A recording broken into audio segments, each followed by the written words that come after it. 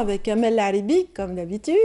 Mais avant, voyons un petit peu le contenu de notre matinale. En fait, il y aura quelques thématiques sympathiques. Et voilà, je fais des vers sans avoir l'air d'en faire. Et Amel qui rigole. Bonjour Amel. Bonjour Nadia. Ça va? Très bien, merci. À voir ce matin dans Bonjour d'Algérie. Donc, une page santé tout d'abord. On parlera des diabétiques. Une page santé qui leur sera entièrement consacrée à l'effet de leur donner conseils et recommandations à l'occasion de leur voyage. Et bien sûr, l'été est propice au voyage. On va voir un petit peu toutes ces recommandations dont on a besoin lorsqu'on est atteint de cette maladie, le diabète, mais aussi lorsqu'on a un membre de la famille qui est atteint ou dans notre entourage. C'est toujours utile d'en savoir plus. Voilà, dans un petit moment, donc, nous retrouverons le docteur Amira Germain à cet effet. Et puis, dans notre matinale, nous retrouverons une seconde dame. Il s'agit de la représentante et présidente de l'association Tanit. Donc, gros plan sur cette association en particulier qui fait énormément, justement, pour les malades et les nécessiteux, parmi eux, essentiellement, bien sûr. Donc, les membres de cette association algéro-française œuvrent de concert pour, justement, améliorer la vie des malades sur différents plans. Nous allons voir le détail tout à l'heure avec la représentante de l'association Tanit. Les arts sont toujours présents dans la matinale et aujourd'hui, bien sûr, nous avons choisi de vous parler de musique et d'art plastique. Art plastique, bien sûr, c'est un rendez-vous récurrent, un rendez-vous hebdomadaire, celui de Nassiba Djaidir et de sa rubrique Mosaïque. Aujourd'hui, elle reçoit le talentueux plasticien Karim Sergoua qui sera accompagné d'un jeune étudiant qui va sur les pas des grands. Et oui, il s'agit du jeune Alex. Bon, on verra le nom tout à l'heure, c'est pas un problème, de toute façon il n'est pas encore connu, mais il espère en tout cas se frayer un petit chemin parmi les professionnels des arts plastiques. On parlera un petit peu de leurs actualités respectives avec Nassiba Djaidir dans la rubrique Mosaïque, et puis on terminera aussi avec de l'art, cette fois-ci la musique, celle qui adoucit les mœurs. Nous aurons le plaisir de retrouver Mouloud Braham. Qui est-il, me direz-vous? Eh bien, il s'agit d'un musicien qui a longtemps évolué avec des groupes de musique très connus, des figures emblématiques de l'art algérien contemporain. On citera à titre d'exemple Fella Bebsa ou encore Baziz et tant d'autres. Vous le verrez tout à l'heure, mais en fait, on ne va pas faire un gros plan sur son parcours uniquement, puisqu'aujourd'hui, il nous vient avec un événement. Il organise un événement très prochainement, un événement attendu pour le 13 du mois en cours à la salle Ibn Zaydoun, un événement qu'il a choisi d'intituler Lounge Jazair. Lounge Jazair. Lounge Jazair, ce sobriquet, qu'est-ce qu'il cache comme concept? Eh bien, tout à l'heure, vous aurez le détail avec notre invité et on parlera de ce concert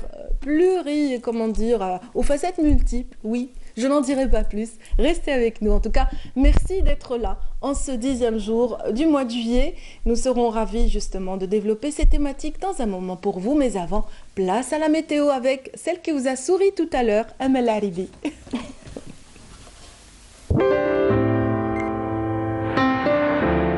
Suivez l'air du temps avec Mobilis. Bonjour Amel. Bonjour Nadia. Ça va? Ça va, merci. Alors? Chaud. Je disais que les rayons du soleil avaient un petit peu dessiné les reliefs d'Alger Oui, de exact. superbe manière ce matin. Exactement, Ouais, c'est pour ça que je suis comme ça. Toute On fait heureuse, des joyeuse, rimes. on fait des vers, on fait des rimes. Ah ben c'est bien ça. Ça va On inspirer commence bien la journée. Ouais, ça va inspirer les amoureux de la mer. Ah bah oui. Elle hein. était magnifique. Exactement. Les reflets ce matin sont Ouais, superbes. c'est une mer calme. Oui. Ouais. Ah ben, vous nous Faut en confirmez. profiter. Et heureuse pour ceux qui iront, parce que moi, pas aujourd'hui. Pas hélas. encore. Pas encore, oui. Ça viendra, Alors, ça viendra. oui. Quelles sont les nouvelles du ciel, Amel? D'accord, Nadia. Bonjour et bon réveil à tous. C'est bien pour aujourd'hui. On aura de la brume en ce début de matinée, près des côtes également dans les vallées ouest, centre-ouest du pays. Puis le ciel deviendra généralement dégagé tout au long de la journée, avec toutefois des nuages qui vont se former, mais vers l'intérieur, ouest et centre, accompagnés d'orages sur les hauts plateaux de l'ouest, pouvant engendrer quelques pluies en fin d'après-midi, soirée. Par contre, à l'est, un ciel généralement dégagé près des côtes, mais passagèrement nuageux sur les régions intérieures de l'est. La moitié sud voilée vers la Saoura ainsi que vers le nord Sahara, mais partiellement nuageux. L'extrême sud, le Égard et le Tassili accompagnés d'orages durant la journée. Partout ailleurs, le soleil va prédominer avec toutefois de fréquents soulèvements de sable du côté des oasis, le Égard Tassili et l'extrême sud. Les températures toujours caniculaires au sud avec un maximum de 48 degrés du côté d'Adrar Insalah, 47 Ain Defla, 45 du côté de Béchar, 43 Hassim Soud Ouagla, 46 Ilizi, 41 degrés à Biskra, 38 Taman Rasset Janet, 45 degrés Bodj Badi Mourtar Ingzam. Au nord, le maximum 41 degrés du côté de Msila, 38 Ain Defla, 36 degrés vers Tizi Ouzou, également Djelfa, 37 à Albiya, 32 Tlemcen Alger, 31 Oran, 31 également du côté de Annaba, 34 Batna et Sétif. Et tout de suite, on va faire un petit tour du côté de l'Europe où le ciel se montrera partiellement nuageux, plus exactement à Copenhague, Berlin, Dublin, mais peu nuageux à Londres, Paris, Madrid, Lisbonne, Varsovie, également à Athènes. Des pluies intéresseront la ville de Prague et Budapest, des pluies orageuses du côté de Bucarest. Côté Mercure, eh bien, on relèvera 21 degrés à Helsinki, 24 Londres, 22 Dublin, 24 également à Paris, 32 Marseille, 30 à Bordeaux, 26 degrés à Lisbonne, 21 à Prague, 28 Budapest, Varsovie, 24 à Bucarest, 32 Marseille, Athènes et enfin 35 degrés le maximum cette fois-ci à Madrid. Voilà, je vous retrouve tout à l'heure juste après le journal télévisé de midi et d'ici là, très très bonne matinée. Suivez l'air du temps avec Mobilis.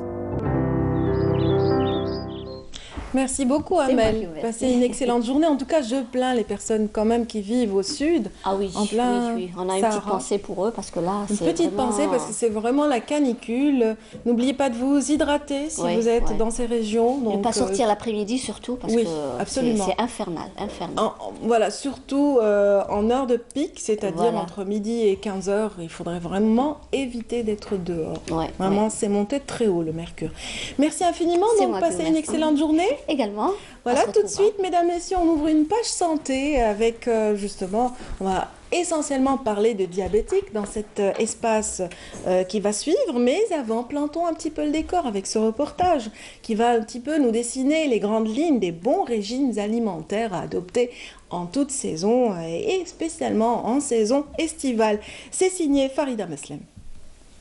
De discussion favoris, le régime et la volonté de perdre du poids, surtout en cette saison. Mais avant de commencer, savez-vous ce que signifie un régime vraiment ? Il y a différentes sortes de régimes. Donc il y a des régimes pour des pathologies, il y a des régimes pour des allergies. Et évidemment, nous, on va parler des régimes amincissants et amaigrissants qui nous permettent de perdre du poids. Donc un régime est une restriction d'un aliment donné qui va nous permettre d'avoir un objectif donné, qui va nous permettre de faire des restrictions et de diminuer tout ce qui est apport énergétique qui va nous permettre de perdre du poids. Perdre 4 kilos en une semaine, légère en un clic.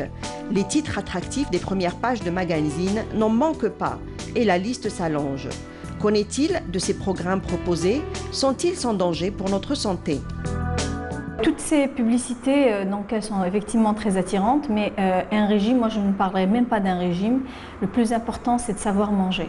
Donc d'apprendre à se réalimenter, donc je parlerai plutôt d'adaptation alimentaire. Un régime qui va vous faire perdre du poids rapidement, c'est très mauvais pour la santé effectivement. Sans suivi médical, surtout chez des personnes qui ont éventuellement des problèmes de santé. Donc c'est très dangereux de suivre ce genre de régime et c'est pas du tout recommandé. Ça fait plus de 15 ans que je suis en surpoids depuis mon premier accouchement.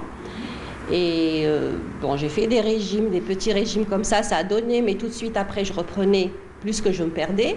C'était une grande frustration, c'était des régimes à base de choux, que de la soupe et tout, c'était une grande... Pendant 7 jours, je perdais 4 à 5, 6 kilos, mais après tout de suite, 3-4 mois, dès que je recommençais à manger, c'était la reprise. Bon, après, occasionnellement je le faisais, mais après j'en avais marre, je me suis lâchée, je me suis dit, c'est normal. Pour mieux exposer tout ça, il faut savoir comment notre corps fonctionne, ce qu'il consomme pour son énergie et ce qu'il stocke. Quelles sont les bases de notre métabolisme? C'est quoi un muscle? Et que veut dire un tissu adipeux? On a différents paramètres. On a le poids, on a la masse grasse périphérique, on a la masse grasse viscérale, on a la masse musculaire, etc. Si on fait un régime sans activité physique, pas de sport, je parle d'activité physique sans bouger, à ce niveau-là, on va se rendre compte, moi quand une patiente elle vient, je vois l'impédance métrique, qu'il y a perte de poids, mais pas perte de masse grasse, eh ben je comprends tout de suite, je dis madame, vous n'avez pas fait d'activité physique, vous n'avez pas marché, elle me dit oui. Donc ça veut dire que le poids, quand on perd du poids, il faut qu'on perde de la graisse pour dire on a maigri. Si on perd du poids sans perdre de la graisse, donc on a perdu du muscle et dans ce cas-là, on ne perdra plus d'amaigrissement, on parlera de perte de poids. Et la différence est significative. J'étais en surpoids. J'avais pour moi 12 à 13 kilos de plus. Je ne m'achetais plus de vêtements, ça y est, je ne pouvais plus me porter ce que je voulais. Les gens qui sont en surpoids, les gens gros ne peuvent pas faire de régime tout seuls. Il faut qu'ils soient aidés. Ça s'est fait après doucement. C'était a priori 1,5 kg par mois, 2 kilos par mois. Ça, je ne le ressentais même pas. Parce que je mange de tout, au contraire, je dirais. Je mange encore mieux. Je rééquilibre ma nourriture. Finalement, respecter la sensation de faim, ne pas sauter ses repas, manger sainement, vous aidera sûrement à atteindre votre objectif et à avoir un poids normal. Et on va voir tout de suite ce qu'en pense déjà notre médecin ce matin, Dr Amira Germaine. Bienvenue. Bienvenue. Donc vous êtes diabétologue au CHU de Babelwed, c'est bien cela. Très bien. Aujourd'hui, vous allez nous aider un petit peu à offrir aux téléspectateurs de cette matinale les meilleurs conseils, des conseils qui leur seront utiles durant cette saison, en particulier saison de voyage. Tout à fait. Alors le service de diabétologie de l'hôpital de Babelwed a pour tradition d'organiser des journées thématiques de sensibilisation destiné au public. Donc demain, mercredi, dès 9h30 au niveau de l'hôpital, nous organisons une journée qui est en rapport avec la saison estivale, qui portera sur le diabète et le voyage. Oui, c'est excellent. Donc j'invite le public, si... Voilà, être nombreux quand même à participer à ce travail qui va être utile certainement pour non seulement les diabétiques, mais aussi leur entourage. Tout à fait. Voilà, c'est quand même bien. En général, on voyage en famille. Voilà, en groupe. Alors, pour que les diabétiques puissent voyager sans difficulté, nous les aidons. Alors, nous préconisons aux diabétiques de se rapprocher du médecin pour leur faire part du projet de voyage. Donc, on aura une consultation en pré-voyage. Donc, si je suis diabétique, avant même de réserver mon billet d'avion, je dois aller consulter mon médecin. Tout à fait. Ce sera une consultation pré-voyage. Au cours de cette consultation, nous allons aborder avec le patient 3 grandes lignes. Très bien. La première relative à la réglementation internationale sur le transfert des médicaments. Excellent, parce que c'est vrai que les diabétiques sont souvent dépendants de leurs médicaments. Tout à fait. L'insuline, en l'occurrence, ou ça peut être aussi d'autres traitements. Tout à fait. Oui. Je vais revenir en détail. La deuxième ligne, nous allons parler de la chaîne du froid pour comment conserver l'insuline. Et le troisième volet, ça sera le volet médical, bien sûr. Très bien. Donc, concernant le premier volet, il faut savoir qu'il y a des réglementations internationales relatives au transfert des médicaments. Vous savez que pour embarquer, notamment pour les voyages par avion, pour embarquer, on ne peut pas embarquer avec des liquides de plus de 100 cc. Oui, on voit déjà à l'image tous ces traitements. Donc pour pallier à cette écuelle, nous délivrons des ordonnances aux patients où seront mentionnés son traitement dans la dénomination commune internationale. Très bien. Nous délivrons aussi des certificats médicaux en français, en anglais, en arabe, selon la destination. Excellent. Et des préférences que le patient porte une carte de diabétique où seront consignées ses coordonnées, sa maladie, son traitement, les coordonnées du médecin pour l'appeler en cas d'urgence. Et pour les patients qui portent une pompe à insuline, il faut savoir que la pompe à insuline maintenant est sur le marché algérien, que nous avons de plus en plus de diabétiques porteurs de pompe à insuline.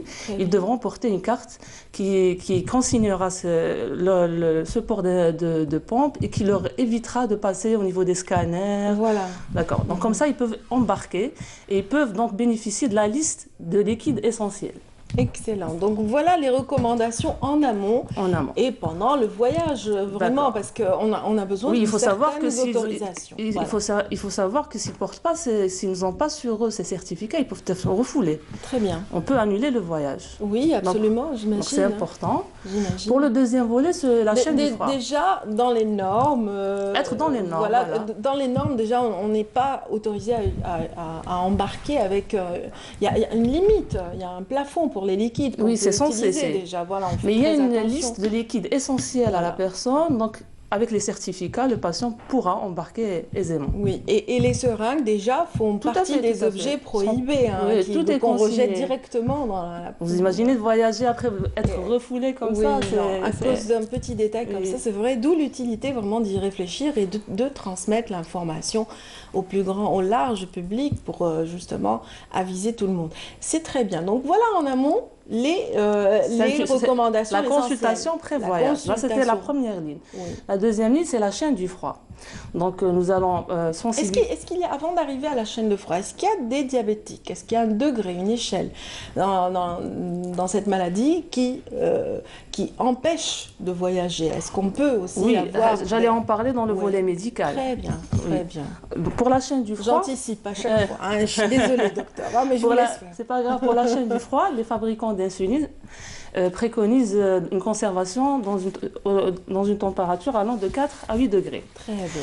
Quand on voyage, notamment par avion, la soute, elle est un peu froide. Donc, nous conseillons aux patients de mettre l'insuline dans des trousses isothermes. Très bien. Et de les envoyer en soute? En soute, alors pour les médicaments, nous on conseille aux patients toujours de prendre une dose supplémentaire et de répartir la dose entre le bagage à main et le bagage à soute pour Très pallier bien. aux éventuelles pertes de bagages ou de vol. Oui, d'avoir Comme toujours comme ça... Un surplus de Oui, de médicaments et de les répartir en deux. Ça, c'était pour... Là, on voit une trousse isotherme qui Oui. permet justement la protection de tout Il y a ça. aussi des destinations où les climats sont extrêmement ou froids ou chauds. Oui. Donc ces trousses sont indispensables Très lors bien. du voyage. Très bien.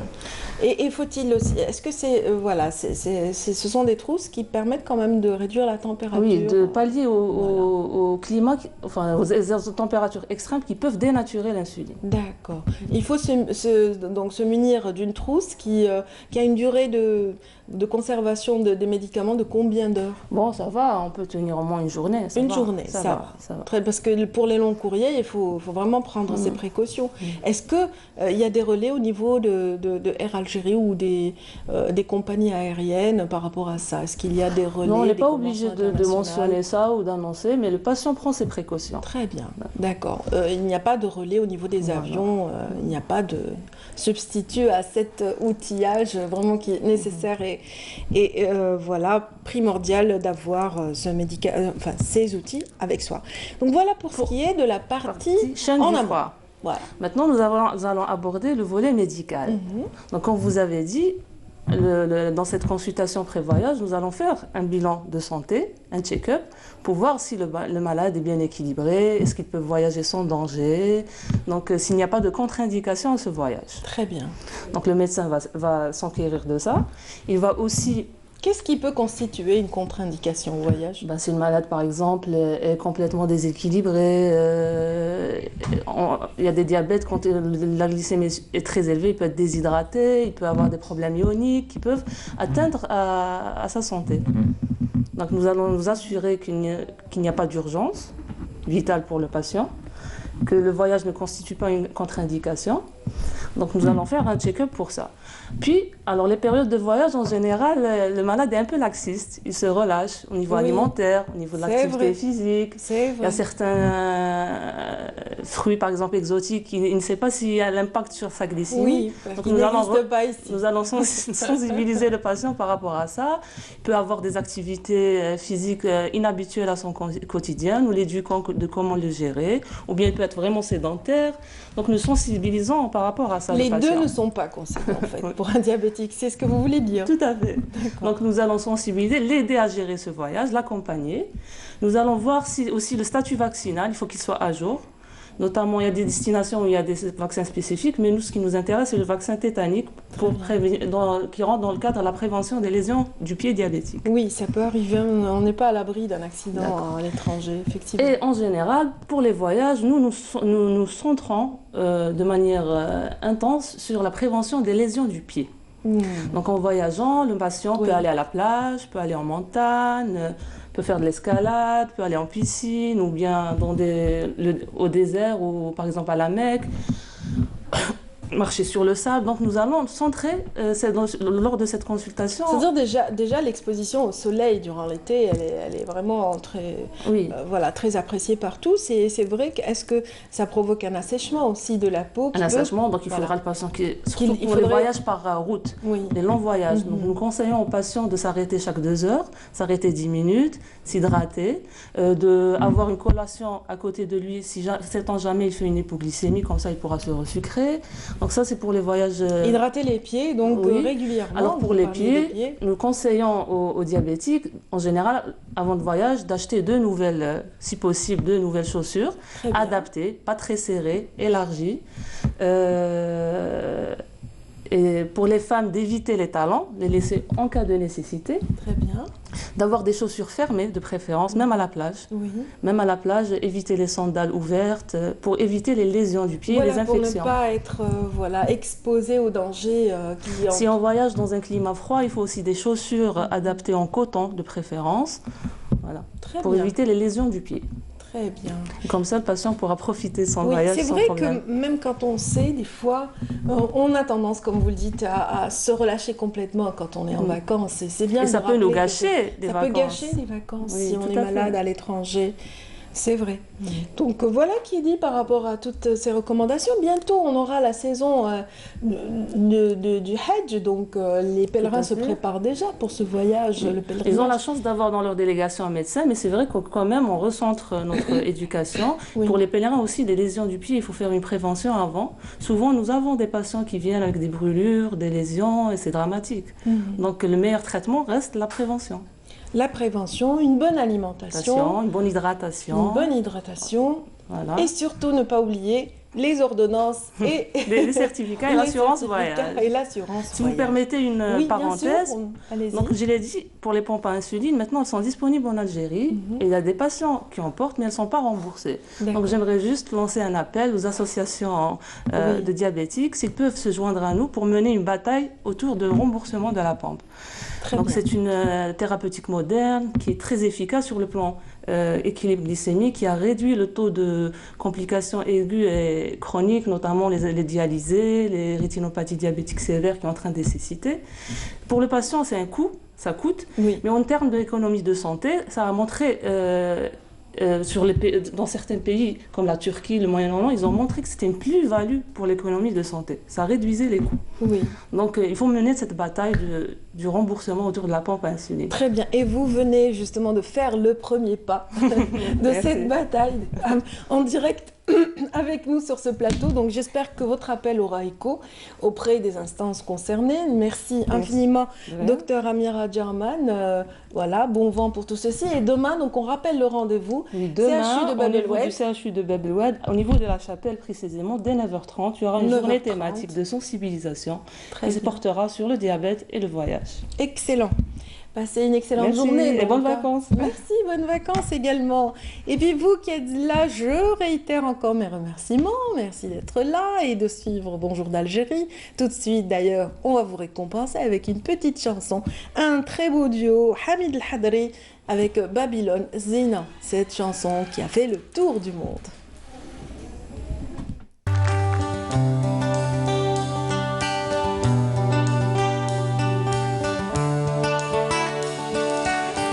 يوم راني معاك غدوة تاني بتمني يكتب المكتوب ونكون حداك يا قلبي شوف هواك وين رماني فوق بحر صافي موجوداني معاه تبع رياح الحب وعندك حضني ودعني وصاني وقلي حبيبك ما تنساه هي الزينة ما درت درتي فينا انا وقلبي حوسنا عليك ما لقينا يا الزينة ما درتي فينا انا وقلبي حوسنا عليك ما لقينا يا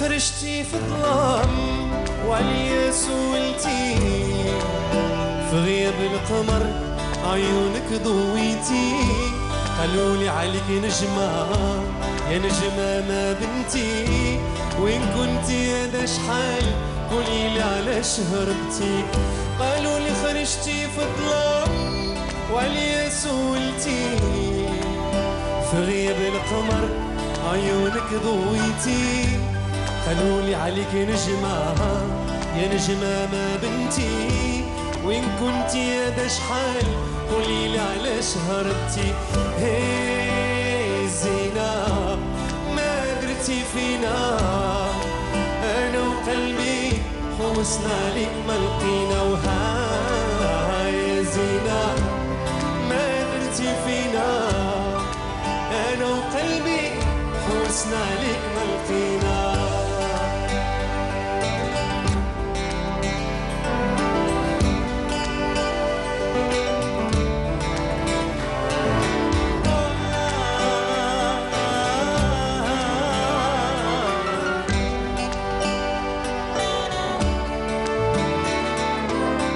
حلف ما نزيد نسال عاللي هجرني والعين اللي بكات محال تسامحني علاش يا قلبي هواك غدرني وراني مجروح وشكون يداويني يا رياح ودين غامي اسمعهم الحبيب يعرف حوالي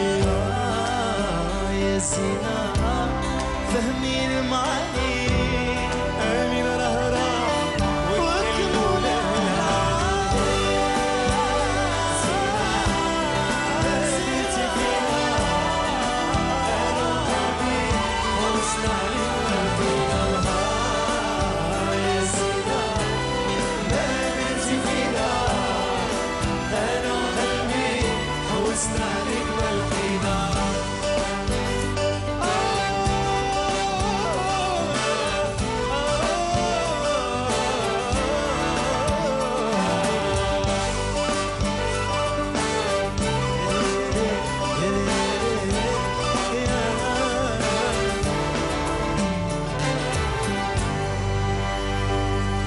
Merci. Excellent duo du groupe Babylone avec Hamid El Hadri. Donc c'est toujours beau de réécouter Zina, cette chanson qui a fait le tour du monde et qui continue de séduire. Elle continue de séduire aussi ses fans. Merci à Amina qui a fait ce choix. Et puis elle continue également de séduire. Voilà, on m'a interrompu, donc du coup je perds le fil. Bienvenue Nassiba, vous qui avez tant de fans parmi les artistes et les plasticiens. Mais pas seulement eux, bien sûr. Oui, bien entendu. Bonjour Adia, bonjour à vous tous. Ravie de vous retrouver tous les mardis. Je suis aussi une des fans de Babylone. Hein. On est nombreux.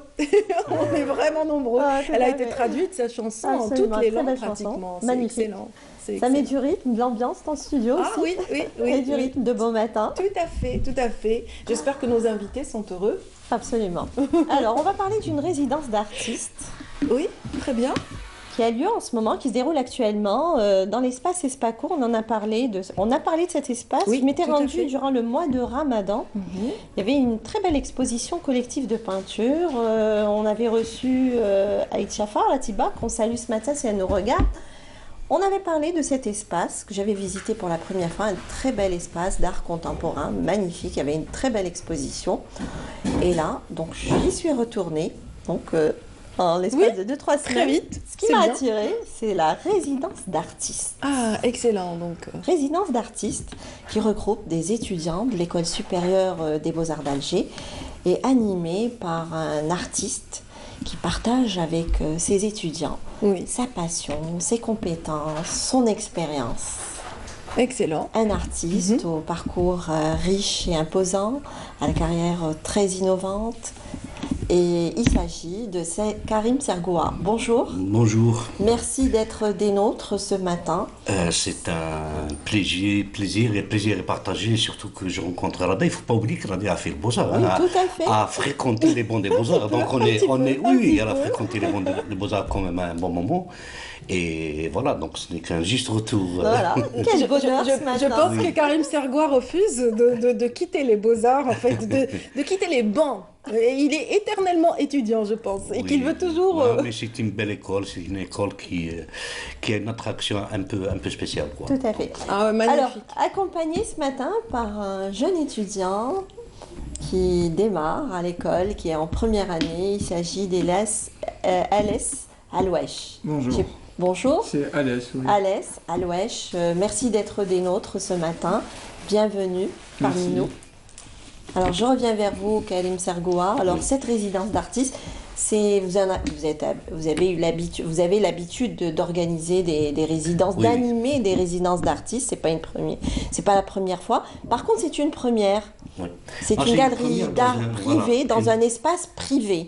Voilà. Dans un espace privé. C'est vraiment une première dans une galerie privée, dans un espace privé comme ça, et avec des moyens posés. C'est vraiment une résidence artistique qui est très positive parce que c'est toujours ce qu'on a demandé, c'est-à-dire qu'il ne faut pas qu'il y ait uniquement l'État qui investit dans ça, donc le privé a investi dans ça, et on remercie Madame Sadet, la directrice de l'espace, d'avoir, premièrement, elle nous a fait confiance, deuxièmement, elle a mis quand même des moyens de l'espace, des moyens matériaux, des matériaux, elle a mis des moyens financiers, pour la bonne marche de cette résidence. C'est vrai que pendant le mois de juillet, elle a ouvert aussi la résidence à trois. Il va y avoir 3 résidences d'artistes. 3 résidences. Donc vous ouvrez le bal en fait. Voilà, on ouvre le bal. Donc donc avec un groupe de 8 étudiants et 2 invités, parce qu'il n'y a pas que les étudiants. Là, il n'y a que les étudiants qui travaillent, mais beaucoup de professionnels qui viennent. Tout à fait, il y a des invités et aussi. qui veulent participer parce que on travaille autour d'un thème qui est un peu original, c'est Abouab, d'où le nom de la résidence, Abouab, les portes, mais simplement les portes, ou Abouab dans le sens le plus général du terme, c'est-à-dire que ça peut aller du sens spirituel jusqu'au sens tout simple de rentrer, sortir et tout. Donc chaque étudiant a fait des recherches, on a discuté, beaucoup parlé, échangé entre nous tous, et après chacun s'est dirigé vers ses travaux. Alors avant, Karim Sergoua, de parler de Abouab, c'est quoi une résidence d'artistes pour nos amis téléspectateurs, pour ceux qui ne savent pas ce que c'est qu'une résidence d'artistes? Alors il y a 2 résidences, il y a 2 résidences d'artistes. En fait, c'est un lieu, c'est un espace, qu'il soit étatique ou qui met à disposition d'un groupe d'artistes ou d'un artiste ou d'un groupe d'artistes dans un cadre de formation, workshop, ou aussi dans le cadre de préparation d'une expo. Donc on met à sa disposition un logement, un lieu de travail, des matériaux et une prise en charge financière ou matérielle. Voilà. Et l'artiste, il y a une convention, il y a un rapport de confiance, c'est que l'artiste ou le groupe d'artistes vont travailler dans cette résidence. Et bien sûr, ils vont créer un événement après la résidence ou dans un temps qui sera programmé. Ça a toujours très bien fonctionné. Les résidences ont toujours bien fonctionné. Ici, chez nous, à Alger, il y a eu la ville Abdeltif qui avait cette vocation dès le départ. Qui déjà avait cette vocation dès le départ, parce que la résidence et l'atelier étaient dans le même lieu. Les peintres orientalistes sont passés par Dan Abdeltif. Énormément de peintres, des impressionnistes, les 4e années Beaux-Arts Paris des années 50 et des années 40 passaient aussi par quand ils faisaient le choix de terminer leur 4e année, ils avaient le choix entre partir dans les pays franco, les îles et tout, ou venir en Algérie ou au Maghreb, et à la ville Abdeltif. Donc ils résidaient une année, ils travaillaient ils passaient leur diplôme, ils revenaient à Paris avec des travaux qu'ils ont réalisés à Alger. Absolument. Voilà. Et puis c'est valable autant pour les artistes et plasticiens que pour un cinéaste ou bien un sûr, écrivain. des ateliers d'écriture, de tout. Tout à fait. Ces résidences sont bénéfiques dans la mesure où elles elle vous libère complètement de Oui. votre quotidien Oui, et vous êtes consacré. Et aussi autre chose, par exemple, par rapport à des étudiants, c'est des résidences, c'est un travail qui est pédagogique, mais qui n'est pas sanctionné par une note ou quelque chose comme ça. Donc, ils ont le champ un peu libre, le champ de création. Alors, Alès, ça, je me vois. Alès, on prononce Alès, Alès Alouesh, dont la maman est artiste aussi, qui est passée aussi par l'École supérieure des beaux-arts d'Alger. On la salue si elle nous regarde ce matin, sauf si peut-être qu'elle est dans son lieu de travail. Absolument. Donc, Alès, c'est une première pour vous? C'est la première fois que je participe à une résidence. C'est une expérience vraiment intéressante parce que j'ai appris beaucoup de mon professeur, M. Karim Sergoua. C'est votre professeur à l'école? C'est aussi mon professeur à l'école, mon professeur de dessin. Donc on travaille sur différents types de matériaux, on nous a montré comment les utiliser. Aussi, on a développé plusieurs sens au thème Abouab. Personnellement, je ne pensais pas, quand je suis chez moi ou bien, une porte, Abouab, je rentre, je sors, ça n'a pas vraiment de sens, mais on a réussi à développer plusieurs thématiques, plusieurs concepts par rapport à ça. Voilà, c'est... Ça s'est passé comment votre première journée? Ni la fenêtre. Vous ouvrirez votre porte, vous verrez autre chose. Ça s'est passé comment votre première journée? Racontez-nous. Au début, j'étais un peu intimidé parce que je suis en première année, il y a d'autres artistes expérimentés qui ont l'habitude de faire ça, qui ont l'habitude de travailler avec le matériel fourni. Qui sont étudiants aussi à l'école supérieure, mais en deuxième, troisième année, c'est pas le même palier. Année, que je salue d'ailleurs, c'est des amis à moi. Mais au fur et à mesure, je me sentais un peu plus dans le groupe parce qu'on m'a expliqué, on m'a montré. D'accord. J'ai commencé à maîtriser tout, à travailler. Vous étiez un peu plus dans le bain, quoi. Voilà, exactement. Tout à fait. La première journée, ça s'est passé comment? Ça s'est très bien passé. Il y a une projection, on nous a parlé du thème, on a fait une réunion aussi par rapport à tout ce qu'on allait faire, à comment ça allait se passer, à comment une résidence fonctionne. Voilà, c'était... C'était fort sympathique et fort convivial aussi, parce que je vous ai vu quand on est venu avec l'équipe dans une ambiance très conviviale, absolument, de la musique, et vous passez toute une journée là-bas. Exactement. Jusqu'au soir, c'est non-stop, jusqu'au moment où vous êtes fatigué, allez, vous vous disiez allez on rentre, c'est bon. Il y en a qui passent la nuit. Absolument. Il y en a qui passent aussi la nuit, d'accord. Il y en a 3 qui ont passé la nuit. Oui. Parce que c'est intéressant. C'est intéressant aussi de travailler. Vous savez très bien que les artistes ou que les jeunes créateurs aiment bien ce moment-là ce moment nocturne, de partage et tout. Et la résidence, elle est très bien dans ça aussi, dans les soirées, dans le fait de passer les nuits ensemble. Donc on peut passer même la nuit sur place, être sur place et passer la nuit. Voilà. Et l'espace s'y prête aussi, en fait. Oui, non, l'espace est un espace d'art contemporain, d'expression contemporaine, qui est franchement très très bien géré. Et il faut dire aussi qu'il y a une équipe technique là-bas, une équipe des assistants à Mme Sadat, Souad et Faiza d'ailleurs, qui font un travail magnifique et qui sont là à l'écoute de... Les jeunes étudiants sont vraiment gâtés. Ils ont tout ce qu'il faut, c'est-à-dire qu'ils n'ont qu'à travailler, c'est-à-dire qu'ils réfléchissent pas. Bien encadré. Non, très bien encadré. Il suffit de réfléchir, travailler, et à chacun sa démarche, son approche. C'est des moments à renouveler constamment. On a toujours demandé, et je suis vraiment très heureux que des privés répondent comme ça à cette doléance, parce qu'elle est importante. Et ils vont voir que le résultat, le fruit d'un travail d'une semaine ou de 10 jours, va apporter. Il va avoir un résultat concret. Oui, et en plus, il y aura une visibilité de vos travaux. Ah oui, l'exposition. Une visibilité pour les artistes et des œuvres, parce que toutes ces œuvres-là vont être exposées. Oui. Et c'est ce jeudi qu'aura lieu le vernissage, de cette exposition. Alors, on ne va pas en dire plus. Oui. On va aller à la rencontre de ces jeunes étudiants. Aller à la rencontre de ces jeunes étudiants qui sont en résidence. La résidence a pour thématique Abouab. Et cette résidence d'artistes est animée par Karim Sergoua. Et ça se passe à Espaco, espace d'art contemporain.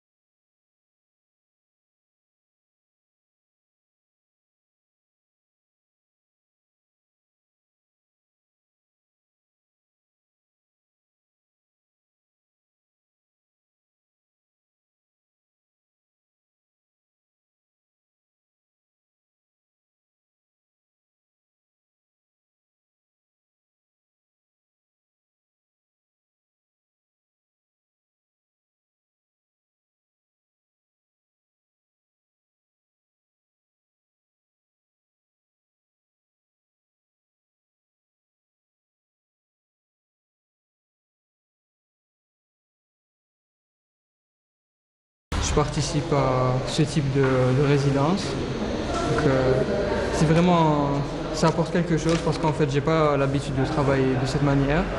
Mais avec l'aide du prof et des autres étudiants, j'ai appris, je maîtrise un peu plus le matériel et tout.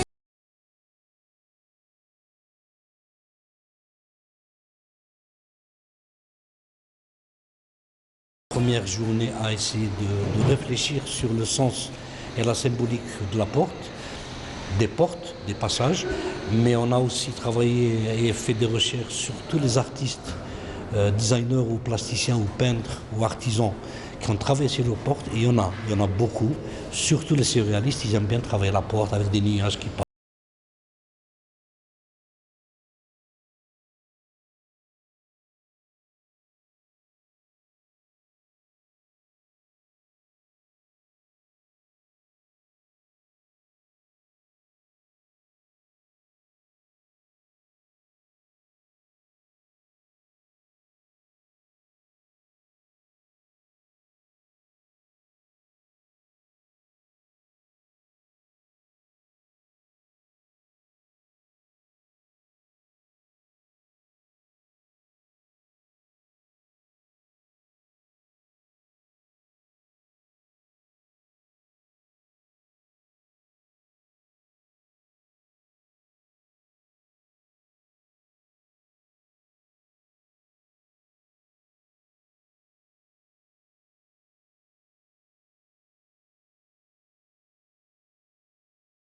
Base de vraiment savoir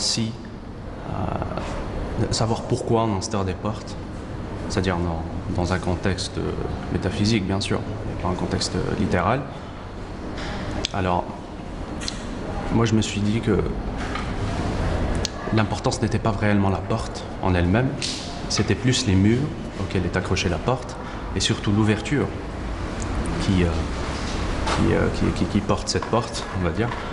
Et donc, si on projetait ça dans notre esprit à nous, dans notre cerveau, l'être humain de tous les jours, tout le monde j'imagine, conquiert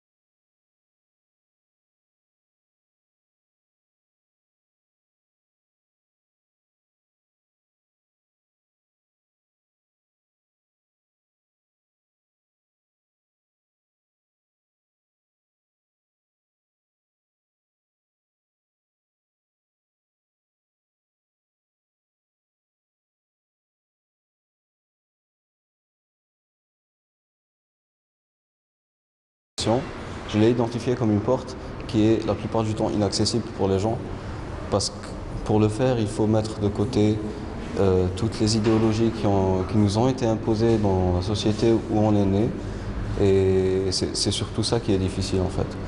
Du coup, ma porte, c'est une porte qui comporte un miroir en fait.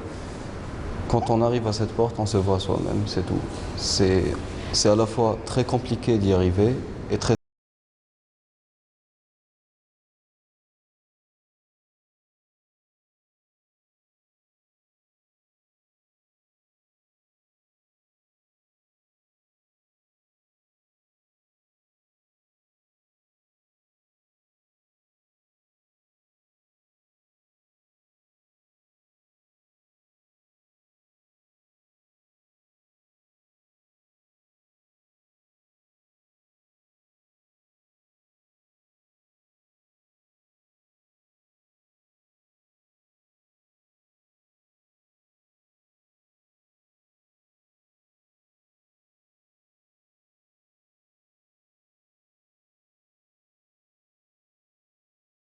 L'univers des portes.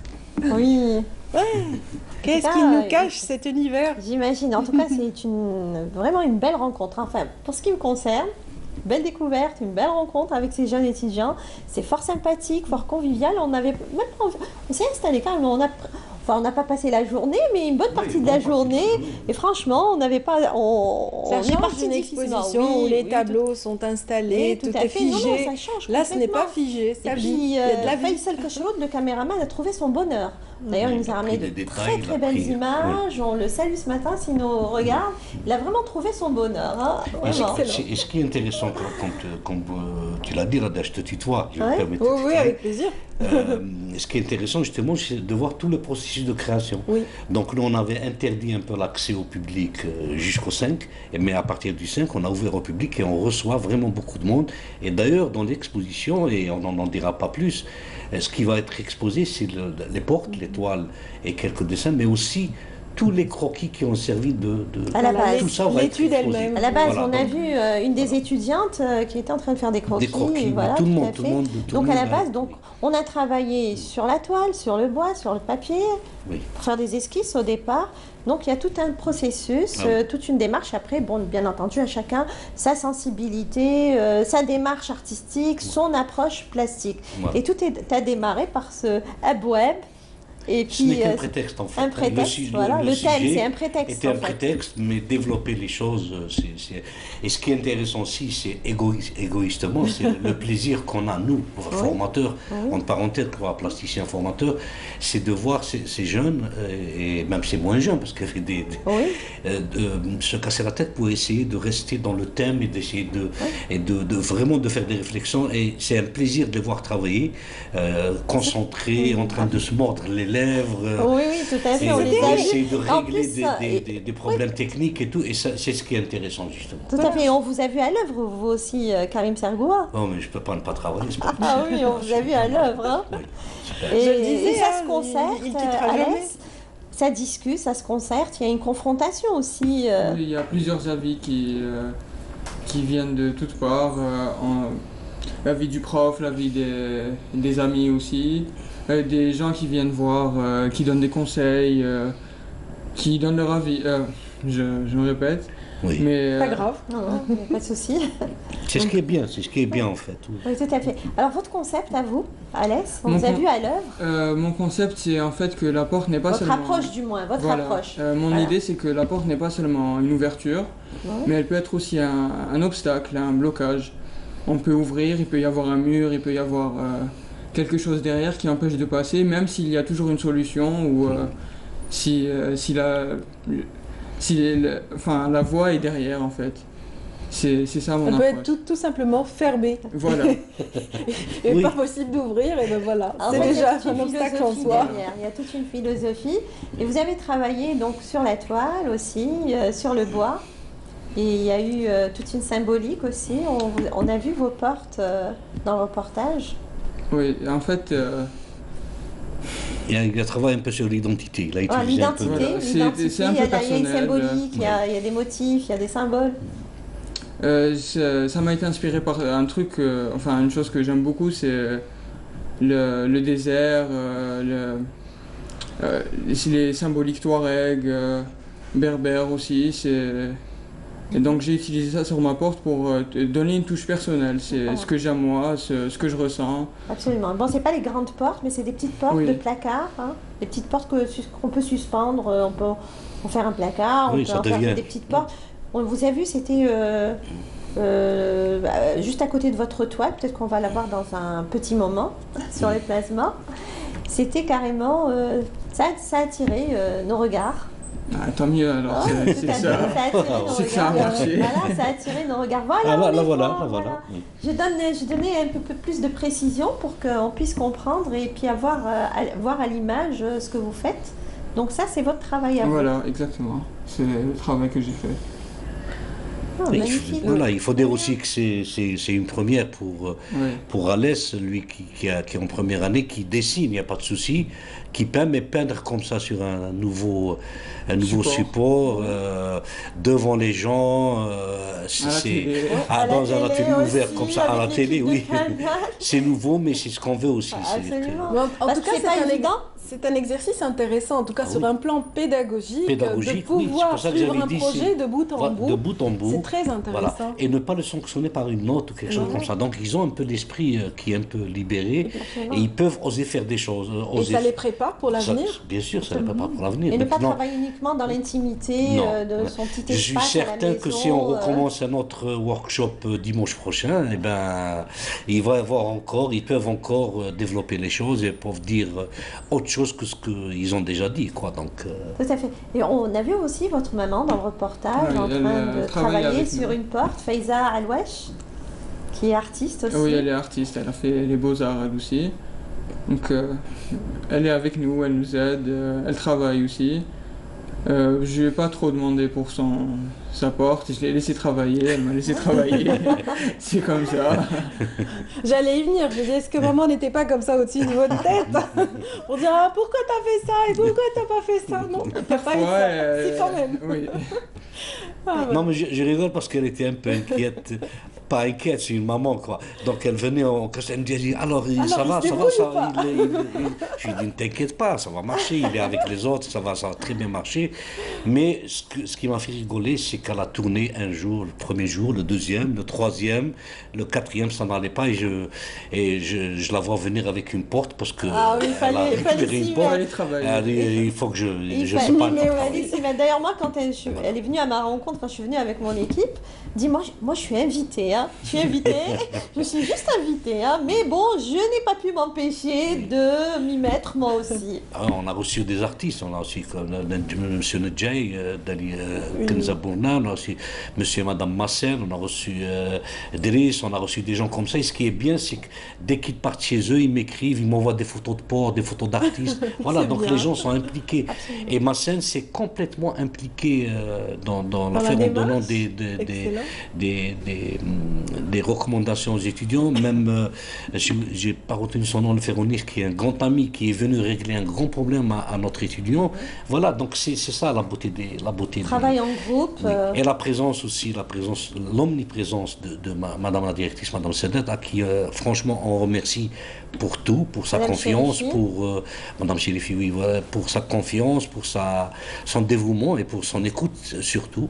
Et voilà, on ne peut qu'être content et rendre un travail aussi positif, le plus positif possible. Alors, voilà. Cette résidence se trouve, ça se passe à Espaco, mais dans les espaces mitoyens.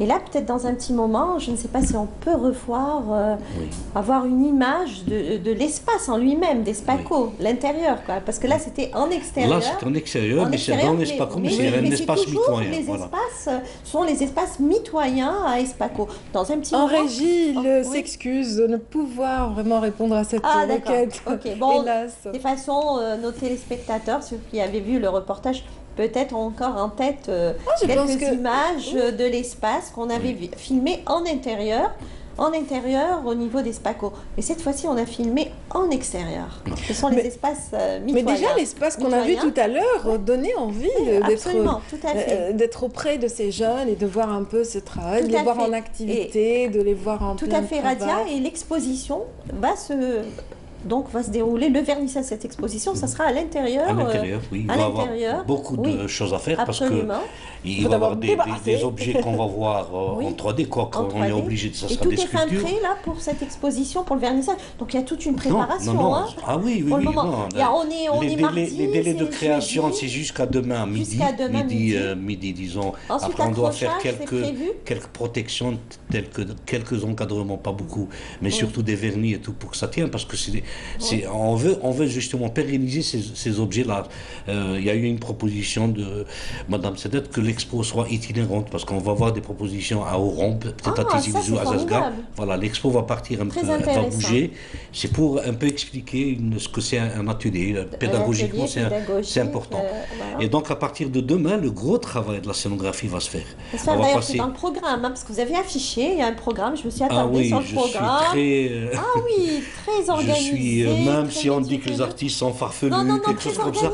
Non, pas du tout. Très pédagogue, oui, très organisé. Il y avait même écrit 10h Canal Algérie parce que c'était, on devait venir, c'était dans le programme. Oui. Dimanche, on s'était donné rendez-vous à 10h. Non, je suis quand même à mon 30e workshop ici à l'étranger. J'en ai organisé beaucoup à l'étranger, à Sarajevo, à Marseille, à Valence en Espagne, à Paris.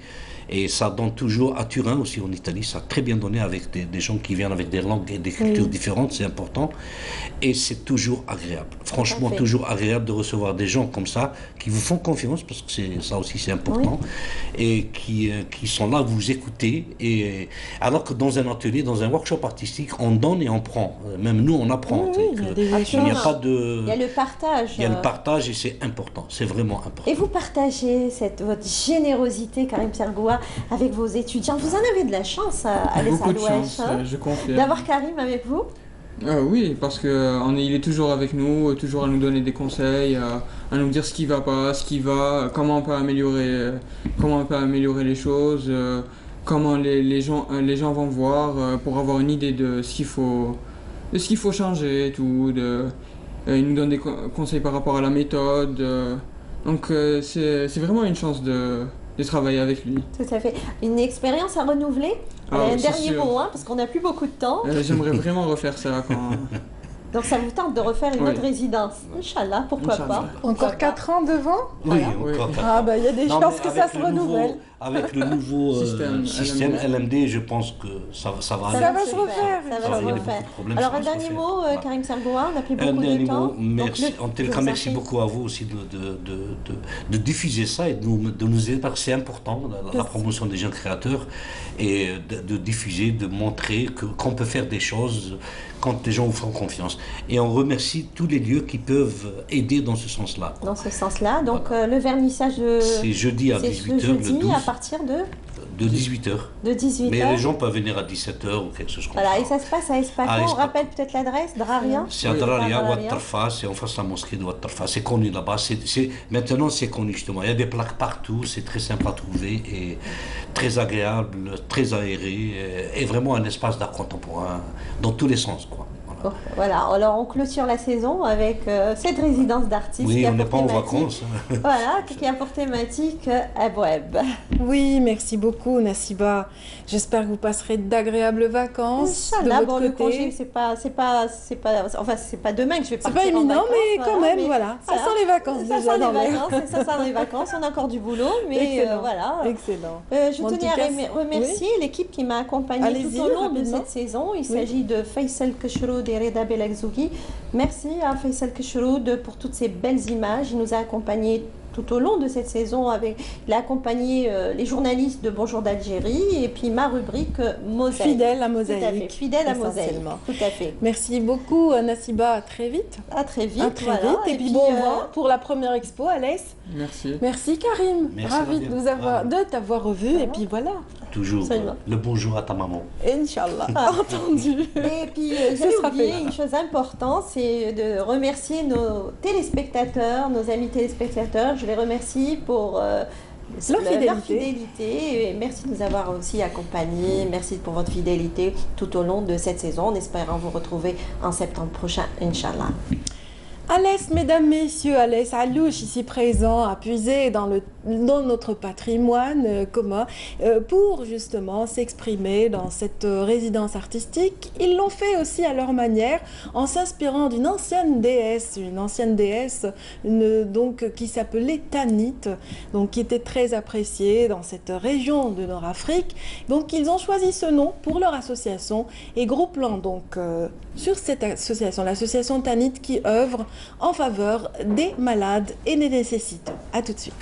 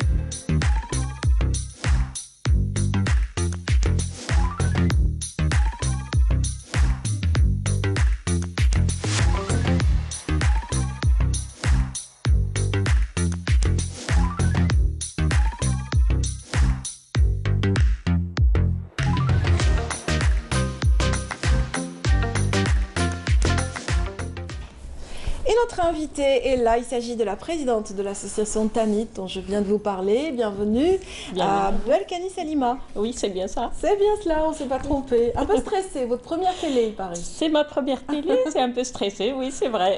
Ah mais non, il n'y a pas de raison, il n'y a pas de raison. Ouais. On est comme ça, en tête à tête, on va parler gentiment de Tanit, de sa vocation, de ses ambitions, de ses rêves. En fait, vous avez vécu ça depuis quelques années, donc on peut en parler facilement normalement. Voilà. Tanit est née donc à la suite d'une réflexion personnelle, c'est bien cela? C'est bien cela, oui, une réflexion vraiment personnelle, sachant que elle est principalement, on aide les malades. Et comme j'ai eu un enfant malade de l'âge de 2 ans et demi jusqu'à 19 ans, donc je sais qu'est-ce que c'est la souffrance. Oui. Et c'est pour cela que je comprends la souffrance des autres et c'est pour cela qu'on a créé cette association. C'est vrai que vous avez à votre actif 30 ans d'enseignement, c'est-à-dire vous étiez dans l'enseignement, donc pleinement l'enseignement primaire en l'occurrence, oui, et après une carrière bien riche. Ce n'est pas ceci qui a motivé ce choix d'aller vers le mouvement associatif. En fait, c'est surtout ce parcours avec votre enfant. Exact, oui. C'est surtout le parcours avec mon fils. On a vraiment souffert avec lui. On achetait des médicaments vraiment très très chers et on faisait presque tous les hôpitaux ici à Alger, Tizi Ouzou. On faisait ramener des médicaments de la France qui étaient vraiment excessivement chers. Et je passais mon temps avec lui dans les hôpitaux, que ce soit pour les biopsies, que ce soit pour les séjours aux hôpitaux. Et ça m'a vraiment motivée. Ça fait tilt dans votre tête. Et vous avez d'abord, avant de créer votre association, intégré d'autres associations qui étaient très actives, notamment en France, et qui œuvraient en faveur des personnes malades. J'ai commencé par travailler ou par être adhérente au fait dans des associations humanitaires. La première, c'était vraiment celle de Tête d'Ocline Natouarlis. Et c'était beaucoup plus culturel. Et dans cette association, il y avait une dame aussi, qui avait une association, mais qui était inactive. D'accord. Et comme elle fait l'humanitaire et solidarité, donc on l'a... je l'ai réveillée en fait. Je l'ai réveillée. Et après, avec mon neveu, des amis, tout ça, ils m'ont dit, puisque vous êtes vraiment active et vous aimez cette solidarité, allez-y, faites votre... Allez, on se jette à l'eau et on crée sa propre association, comme on le voit, comme on l'imagine, etc. Et ça, vous avez choisi le nom de Tanit. Tanit, cette déesse de la fertilité. Exact. C'est une déesse qui lève les mains vers Dieu pour demander de l'aide à Dieu. Et c'est vrai, tout vient de Dieu. On lui demande de nous aider. Très bien. Vous avez réussi donc dans le cadre de cette association à fédérer d'abord des adhérents et des fidèles et aussi des mécènes qui font beaucoup pour les malades. Oui, exact. Donc nous, notre association, c'est Tanit Événements, Imal Événements et Solidarité. Comme on vient d'expliquer, Tanit, c'est la déesse de la fertilité. Et Imal, ça veut dire, c'est le futur. Donc ce qu'on fait, on le fait dans le futur. Si on aide par exemple un malade, c'est pas pour hier ou après, c'est pour après. C'est pour qu'il vive mieux à l'avenir, effectivement, qu'il ait un meilleur vécu, qu'il ait un accompagnement, ce qui vous a manqué toute votre vie en fait. On a toujours besoin de relais quand on est malade. Exact, on n'a pas été accompagnés, nous, mon fils, ma famille, on n'a pas été du tout accompagnés par quelqu'un ou par une association, donc on a fait tout seul, on a aidé mon fils. Vous avez préféré et donc éviter ce parcours du combattant incertain et récupérer le sourire aussi de certains parce que vous le faites beaucoup. Il n'y a pas que l'aide matérielle, il y a aussi ce soutien psychologique auquel vous tenez dans cette association. C'est surtout ça. Et justement, rendre le sourire à un malade ou à ses parents, c'est ça qui nous motive le plus. Comme la dernière activité que nous avons faite, enfin il y a 2, l'avant-dernière, c'était la visite de l'hôpital psychiatrique de Ouadaïssi. Et c'était vraiment, vraiment émotionnel. Déjà quand ça me rappelle, j'ai envie de pleurer. tous ces malades qui se lèvent, qui étaient contents, qui dansaient, etc. Ils étaient vraiment On va heureux. rappeler que c'était aussi que vous étiez avec le parrain de l'association, Lounès. Oui. Donc Lounès était présent aux côtés de vous lors de cette activité particulière, donc en Kabylie, en faveur des malades, et pas n'importe quel malade. En fait, vous avez choisi une catégorie des malades qui étaient internés là-bas et qui étaient là en lutte pour un sevrage contre ils étaient mélangés, un sevrage quand même. de la drogue, en fait, des différentes drogues qui peuvent exister. Ils étaient quand même mélangés. Hein. Il y avait bon, les personnes qui se droguaient et il y avait aussi des malades un peu maladies psychiques. Ils étaient quand même mélangés. On aurait aimé qu'ils soient séparés parce qu'un drogué avec un malade psychique, c'est pas la même chose. Mais bon, j'imagine quand même qu'ils ont apprécié ce geste et qu'ils ont adhéré à la fête. Voilà, même le personnel, il était vraiment très content. Ils étaient là, je les remercie de passage.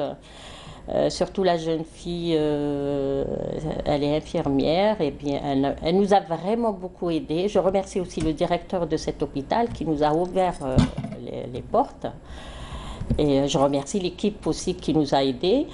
Disons que c'est l'équipe de l'association, l'équipe de la Kabylie s'exprime, qui nous a beaucoup aidés et nous avons réussi. C'était vraiment une très très grande réussite et même nos invités, ils pleuraient. C'est tout le monde qui, tellement c'était de l'émotion. Ouais, j'allais poser la question, faut-il avoir vraiment la larme facile ou faut-il être fort pour ce type d'initiative? Parce que vraiment, ce n'est pas donné à tout le monde d'être... Parce que lorsque un malade est déjà effondré, il faut vraiment tenir le coup et l'aider quand même à passer le cap.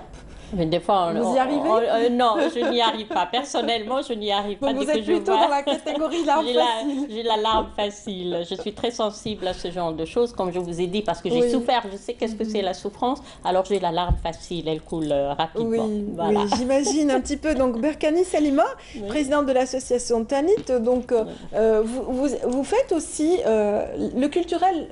Vous habite toujours, c'est-à-dire vous avez toujours cette tendance à organiser des événements. C'est vrai que ce sont des œuvres caritatives qui vont toujours, dont les bénéfices sont toujours reversés en faveur des malades, mais quand même il y a cet aspect aussi de présentation de l'identité algérienne. Exactement, exactement.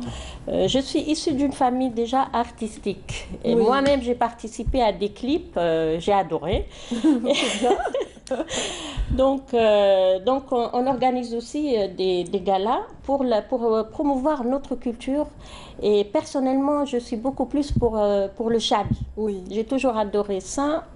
J'ai toujours écouté le chabi. Et bien sûr, comme je suis de la Kabylie, j'écoute aussi les autres styles, bien sûr. Voilà, notre style. Et c'est pour ça que nous organisons des galas pour promouvoir justement cette... Et je mélange entre... Je ramène par exemple, et je remercie aussi tous les artistes qui acceptent d'être avec nous. Qui répondent à l'élan du cœur. Qui répondent à... Votre téléphone qui vibre, mais c'est pas grave. C'est pas grave, l'émission continue quand même. Hein. Donc, donc ils répondent à cet élan du cœur. Que ce soit pour la solidarité, que ce soit pour les galas artistiques, pour promouvoir la culture, ils sont là. Souvent, vous le faites en France, parce qu'il faut dire que cette association a un pied en Algérie, un pied en France. Ça aide beaucoup, c'est vrai qu'il y a... ce relais est nécessaire pour la partie médicale. Il le faut. Il faut qu'on soit ici et là-bas. Pour les malades, bon, nous étudions d'abord les dossiers. Si on peut leur avoir des rendez-vous, si la maladie est soignable ici, parce que parfois c'est un peu difficile, vous connaissez le système sanitaire, c'est un peu difficile pour les malades de trouver soit un médicament, soit un rendez-vous. Donc on essaie de leur trouver, de les aider ici. Sinon, on prend les dossiers et je travaille avec l'hôpital Rothschild et l'hôpital Necker, parce qu'il n'y a pas uniquement spécialement les enfants. Hein. Moi, c'est toutes les personnes. Toutes les catégories. Toutes les catégories. Un malade, qui soit jeune, qui soit vieux. Enfin, vieux, j'ai pas eu pour l'instant des dossiers de vieux. J'ai beaucoup plus la quarantaine et on a aidé dernièrement une jeune fille à se faire hémodialyser et en attendant une greffe de rein. On a beaucoup aidé aussi des enfants. Je ne peux pas les nommer, c'est tout à fait normal. Bien sûr que non. Mais... qui ont des problèmes de vue, qui ont des problèmes céphaliques, neurologiques. En tout cas, qui sont dans la nécessité. Et l'un des facteurs majeurs, vous me disiez, c'était aussi l'urgence. Parce que selon l'urgence, la gravité du cas, selon les relais aussi que vous avez, parce qu'il y a des choses que vous ne pouvez pas vous permettre, mais il y a bien sûr un réseau. Votre réseau permet certaines aides que vous dispensez, et puis voilà, alhamdoulilah. Bravo. C'est sûr. bravo pour tout ceci. En tout cas, on est en pleine saison estivale, les voyages et les loisirs aussi vont de pair avec vos activités. C'est aussi au service des malades et des personnes comme ça qui sont en détresse. Voilà, justement, même si je suis en vacances, je bouge, je suis une femme très très active, même si je suis malade, même si je suis avec une canne, etc. Quand je suis tombée la dernière fois avec ma canne et puis allez, je bouge. On prend quand même la valise et on y va. Je suis très très active. Oui. Et nous avons décidé, enfin c'est un projet de faire sortir les personnes âgées de Dar el-Ajaza. Oui. Mais c'est à Tizi Ouzou, parce que j'ai une équipe à Tizi Ouzou avec laquelle on travaille, avec d'autres associations aussi. Et cette équipe-là, justement, c'est une association future, une antenne de Tanit Imal. Nous l'avons déjà placée, mais on attend aussi de continuer les papiers, etc., toute la paperasse pour pouvoir travailler à l'aide. J'imagine un petit peu que ça demande des autorisations, etc. En tout cas, bravo.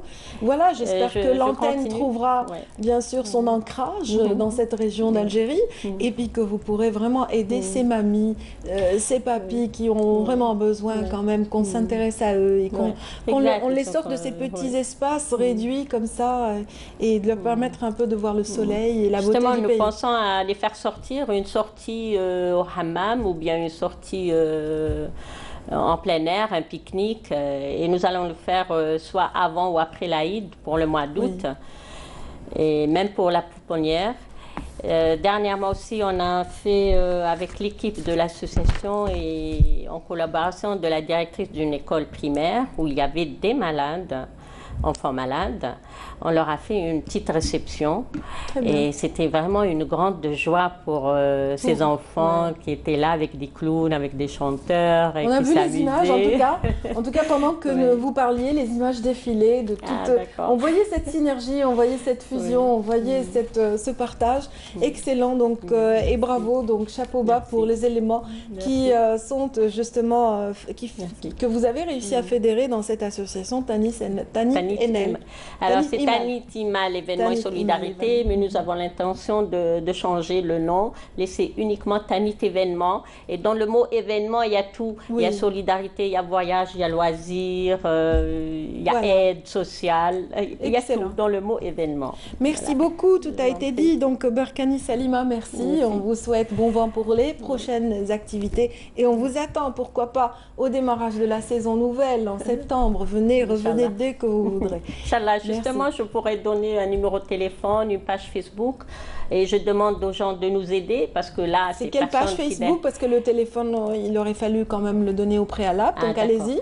Alors, Facebook, c'est Tanit Imal événement. Tanit Imal, T-A-N-I-T. Voilà, Imal, I-M-A-L, en un seul mot, événement. En un seul mot, Imal événement. On a aussi une page mail, si les gens peuvent nous écrire et tout ça, c'est tanitimal2017@gmail.com. Merci infiniment. Donc, merci à vous. On va sur la dernière ligne. Remercions aussi de cette invitation. Tout le plaisir était pour nous. Donc, et je remercie notre parrain aussi, Lounès. Lounès. On lui fait coucou s'il nous suit ce matin. Voilà. En tout cas, passez une excellente journée. Merci bon vent pour toutes ces activités qui vous attendent durant la saison estivale. Vous qui êtes avec nous, merci de nous rester fidèles. Donc, pour cette dernière ligne de droite, nous allons parler de musique, celle qui adoucit les mœurs, avec un autre événement, Lounge Zaya. L'association Shabab Mawahib wa Affaires, en collaboration avec le collectif de jeunes We Go Event, ont organisé la plus grande manifestation artistique urbaine à l'esplanade de la Grande Poste. Vous êtes à la 5e édition de l'Art dans la rue, qui est une manifestation artistique qu'on a organisé pour la 5e fois à Alger Centre avec la collaboration de l'APC d'Alger. Nous sommes une association pour la jeunesse qui s'appelle Shabab Mawahib wa Afaq. Nous activons énormément sur le terrain. Nous organisons des événements comme celui d'aujourd'hui. Nous proposons des formations pour les jeunes. Nous essayons de faire briller les jeunes talents de l'Algérie. Notre association œuvre essentiellement pour la jeunesse. D'ailleurs, comme vous pouvez le voir, c'est animé de partout. Il y a des artistes amateurs qui nous sont venus de plusieurs wilayas. Musiciens, conteurs, peintres, maquilleurs et autres artistes amateurs ou professionnels se sont donné rendez-vous pour partager leurs talents avec le public.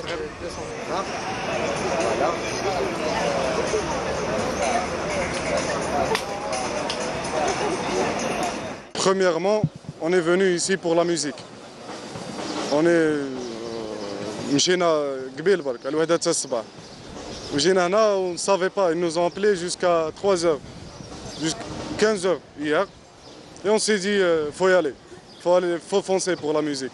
نشوفوا في l'ambiance هنا في لا غران بوست حنا درك شويه كنعرفوا نديروا لا بالونس تولي جروب من لي ولايه كامل راهم حاضرين معنا بربي ان شاء الله نخدموا حاجه مليحه والشباب ان شاء الله يكونوا يمشيو بكل في الخطى هذه ما يروحوش حوايج اخرى في ميوزيك وكذا امورات حاجه شابه مليحه. انا شوي ان ماجيسيان hypnotiseur de spectacle thérapeutique mais اليوم حندير لهم un petit show mais quelque chose ان شاء الله تعجبهم ان شاء الله.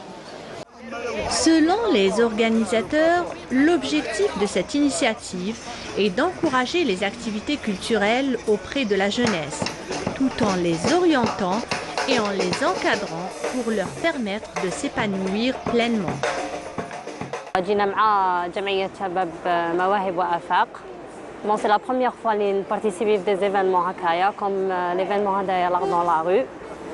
وجيت باش ندير كيما كتعرفي لا مود باسكو جو سوي لا ماتريس دو مود دي هابيمون سي tout ce que j'aime c'était un rêve depuis mon enfance et j'espère que les portes s'ouvriront. L'Algérie c'est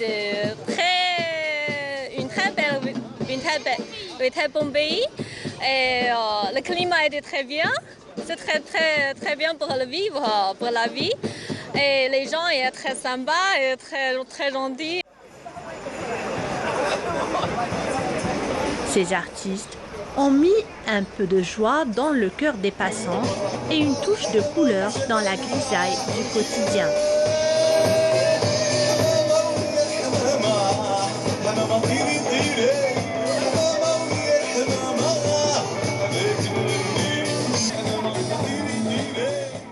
Et merci à Fali El-Hamdi de nous avoir permis de goûter à cette ambiance, à toutes ces ambiances. Justement, c'était à la Grande Poste, rappelons-le que c'était là, dans la rue, organisé le week-end dernier. Et puis notre dernier invité de cette matinale est déjà présent, Mouloud Brahim. Bienvenue. Merci beaucoup. Ça va Mouloud? Oui, ça va très bien. Relax. Ah, bien.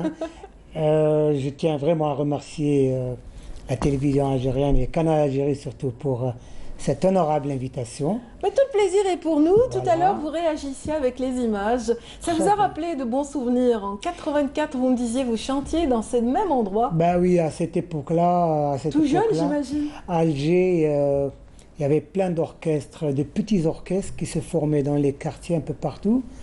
Moi, je suis encore jeune. Là, il y a des anciens qui sont en train sûrement de me voir. Et on chantait partout. Oui. Et là, je me souviens, à l'époque, c'était organisé par la mairie d'Alger. On appelait ça les scènes publiques, oui, sur les places publiques. Et il y avait une scène à la Grande Poste. Et on a chanté, c'était en 84, ouais, 85. On était tout jeunes. C'était le groupe de votre quartier. Oui, et puis il y avait des orchestres partout. Et ça chantait de partout. C'était magnifique. Hein, oui. On jouait, les gens passaient, les jeunes qui dansaient. Et ça m'a rappelé de bons souvenirs. Hein. C'est dire un petit peu que voilà, c'est une coutume qui revient tout doucement, voilà, l'art dans la rue, voilà, les concerts. On l'a vu à l'occasion du 5 juillet, oui, donc ces places de la Grande Poste ont été investies par les artistes également. Oui, c'est bien. Et c'est comme la roue, hein, ça revient, c'est des passages où il y a un lâcher, après il y a On revient et ça reprend. Là, voilà. Et très bien.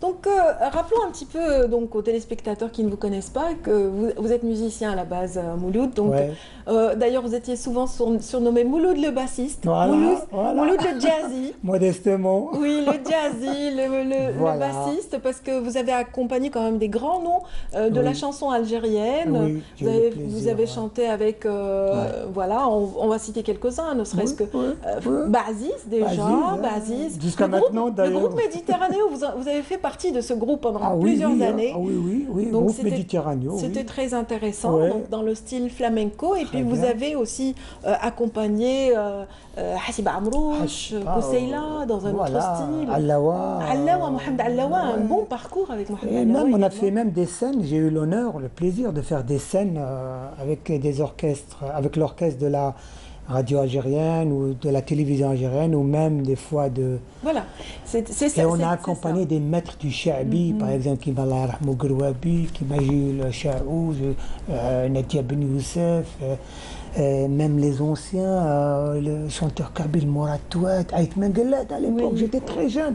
D'ailleurs, lui-même, il ne se souviendra pas sûrement, c'était assez différent. Oui, parce que vous faisiez quand même partie d'un grand ensemble. Vous avez été bassiste dans la formation de la radio algérienne pendant plusieurs années. C'est-à-dire que c'était votre école, pratiquement. Ça, c'était le passage le plus important dans ma vie professionnelle, c'est la radio algérienne. Oui, on vous a vu aussi sur les écrans, pendant les émissions de télé, les grands rendez-vous de la télévision algérienne, et là, comme Meskelil, par exemple. Meskelil, et même la radio à l'auditorium. Oui.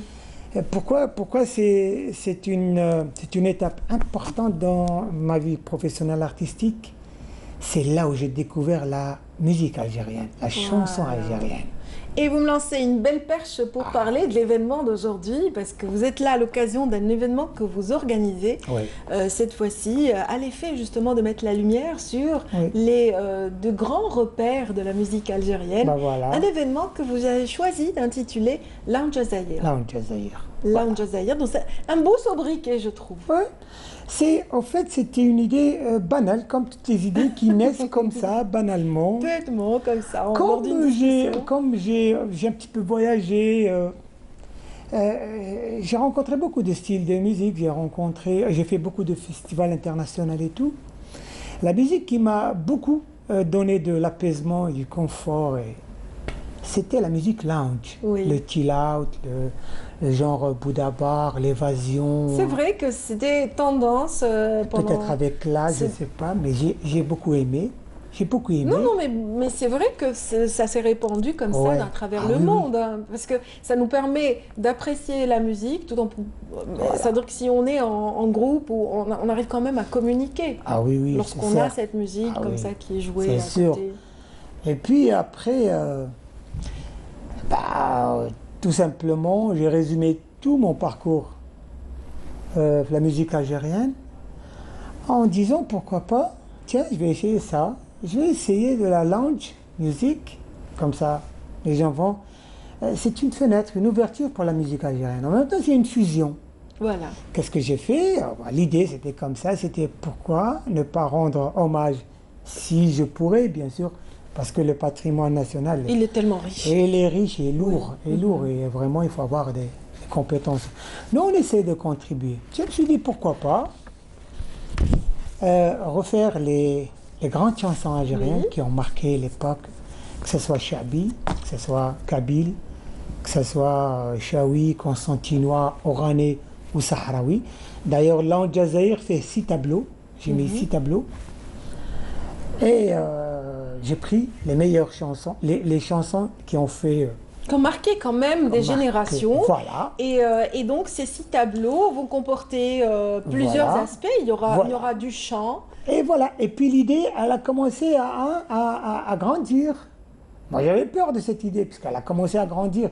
Elle m'a dit, tiens, tu penses à la chanson, et pourquoi pas à la danse? Et il y a la danse aussi pour accompagner. Et la danse, il y a la danse et il y a les costumes. Donc il faut intégrer un ballet. Et après ça, l'idée, elle a grandi encore. Et l'Algérie, elle est belle. Et pourquoi pas ne pas faire des visionnages Voilà, donc il y a une partie vidéo, donc il y a dans cette combinaison, dans ce show, il y a de la vidéo. C'est-à-dire que c'est très simple. Du chant. Quand il vient, comment on appelle ça, le spectateur, le spectateur, en fait, quand il vient, il est là, il écoute de la musique, il regarde les beaux paysages de l'Algérie, et il regarde la danse, les costumes, et il y a de la poésie aussi. Oui, effectivement. Donc Lydie a dit, elle va me couler, elle va me tomber. Non, mais c'est vrai que c'est bien, c'est très poétique tout ça. Et chaque région, quand on fait la musique, il y a la danse, il y a la poésie sur cette région. Par exemple, à la Kabylie, on va faire des narrations sur la Kabylie, sur les Chaouis, sur les Sahraouis, sur l'Algérois, l'Oranais et le Constantinois. Et tout ceci en 90 minutes. 90 minutes. Un beau voyage que vous offrez qui s'intitule donc Lounge Zahir. Ce sera à la salle Ibn Zaidoun, bien sûr. Salle Ibn Zaidoun. C'est le 13 juillet à partir prochain. de 19h30, comme ça. Très bien. Vous avez associé 2 belles voix. Ah oui. C'est un vendredi 13, vous ne craignez rien? Justement. À l'occasion, je tiens à remercier M. Mamoun. Oui, M. Mamoun de l'Office Riyad al-Foot. Je l'ai appelé comme ça. Lui, Mskin, il m'a vraiment aidé. C'est un gars qui aide beaucoup les artistes. Oui, je l'aime beaucoup, c'est un bon pote. Je l'ai appelé, là j'étais à la maison, j'étais allongé, puis j'ai appelé. J'ai dit, Mamoun, tu sais que le vendredi, c'est un 13? Il m'a dit, ah ouais, je sais, j'attends une de tes sorties. Alors, puisqu'il est fait, je suis à la, comment on appelle ça? Il y a un peu de superstition autour de ces journées. Et comme lui, il répond... ça peut être un porte-bonheur aussi. Ben voilà. Et comme lui, il répond toujours à l'américaine. Il me dit, OK. Positif. OK. OK, même si c'est un vendredi 13, c'est vendu. Lounge Zahir aura lieu donc à partir de 19h avec 2 belles voix. On cite rapidement les voix qui vous accompagnent. Je cite Salima Moniz c'est une franco-argentine. C'est une algéro-argentine plutôt, pardon, et qui chante la partie lounge, la partie. Et il y a Nadia Gerfi qui chante le traditionnel. Très bien. Aussi, c'est une voix très puissante. Un beau mix qui attend un petit peu le public donc, lors de ce 13 juillet. Donc j'espère qu'ils seront nombreux à vous suivre sur cette aventure. Oui, j'espère. Je lance un appel. C'est une première expérience. Je voudrais bien, Anna, je ne crois pas trop au succès, les histoires, j'aime pas ça. On va s'amuser, c'est tout. Voilà. Et il n'y a pas mieux. On va venir. En fait, c'est ça l'objectif, c'est de pouvoir s'amuser ensemble. On va s'amuser. Je voudrais bien avoir les avis. Et à l'occasion, on va leur offrir, une fois dans le spectacle, on va leur offrir une séance de zen attitude. Une vraie thérapie que vous offre, mesdames, messieurs, Mouloud Ibrahim. Ce sera à la salle Ibn Zaidoun le 13 juillet prochain. J'espère que vous serez nombreux à affluer vers cette salle mythique d'Alger, donc très, très animée durant l'été. Merci Mouloud Ibrahim. C'est moi. Bon vent. Merci, merci beaucoup pour cette nouvelle aventure. Inch'Allah, merci beaucoup. Merci beaucoup. Voilà. Merci à ceux qui nous ont suivis ce matin. C'est ma dernière de Bonjour d'Algérie cette année. Donc je vous souhaite de passer d'excellentes vacances. Et puis vous retrouverez dès demain donc Nour El Houda Bouzgaou pour le meilleur de l'actualité en matinée. Et puis nous reverrons très bientôt. On vous l'annoncera dès dimanche, Inch'Allah.